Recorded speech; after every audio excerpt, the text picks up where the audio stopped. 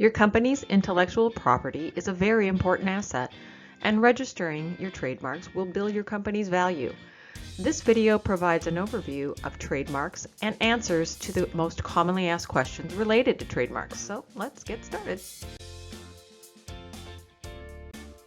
What exactly is a trademark? Many trademarks come in the form of a word, a phrase or tagline, a design, or a combination of all of these things.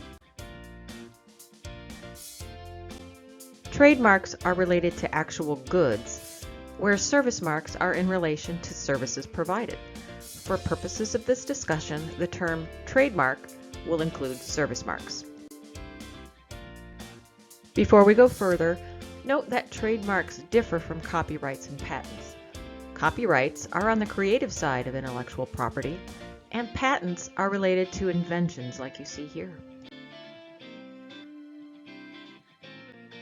Choosing a trademark is the most difficult part of the process. There are several factors that go into the selection and review of a strong trademark. Some of these factors may surprise you, so here we go. A strong trademark separates itself from describing its goods or services. Apple for computers is very strong. Suggestive marks are registrable, but should include a strong element to avoid rejection. Descriptive marks are, for the most part, unregistrable because you cannot describe your goods or services with your trademark.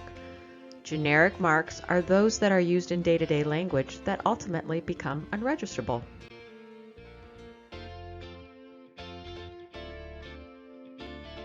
Goods and services are just that, the tangible goods or services you perform that are identified by your trademark. The USPTO requires one classification for each application. When deciding on your trademark, you should consider what things may make your mark conflict with existing trademark applications and registrations. When you speak your mark, does it sound like another mark that is already filed? Does it look like an existing trademark application, only slightly different?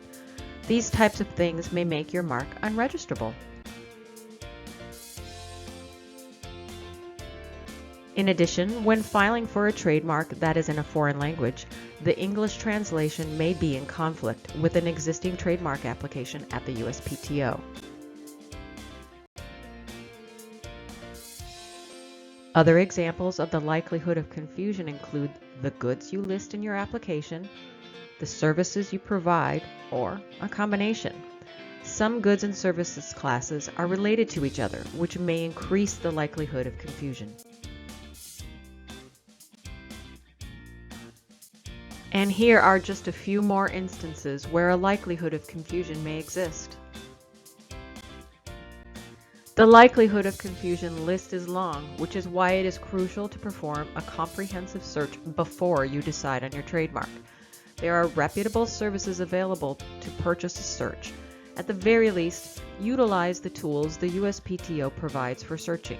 You will save yourself an expensive rebranding by doing your due diligence before you spend the money on your trademark.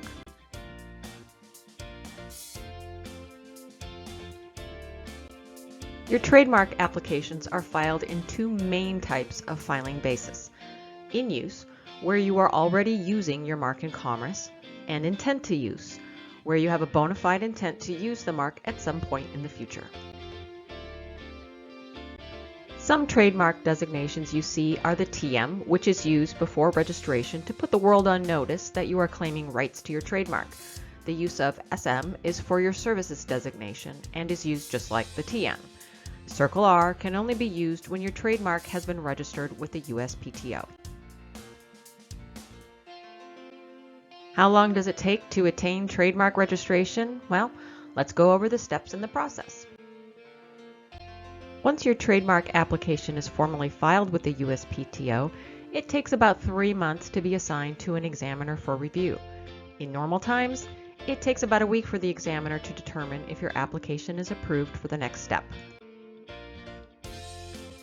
After the initial examination is complete, your examiner may provide what is called an office action, which details information related to your application that raise questions. Here are some common items that appear in office actions. A response from you, as the applicant, is required, and you have plenty of time in which to reply to the examiner.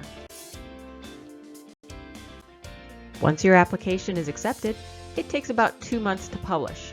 Publication takes 30 days. Publication is the time when someone can file an opposition to your registration. This may be in the form of an extension to oppose or a formal opposition citing that your mark should not be registered. If no one opposes your mark during the opposition period, your application will proceed. If your application goes through the normal review process without any unforeseen delays, the normal timeline to achieve registration is about 9 months. Once your application is registered, you are given several benefits to this registration as you see here.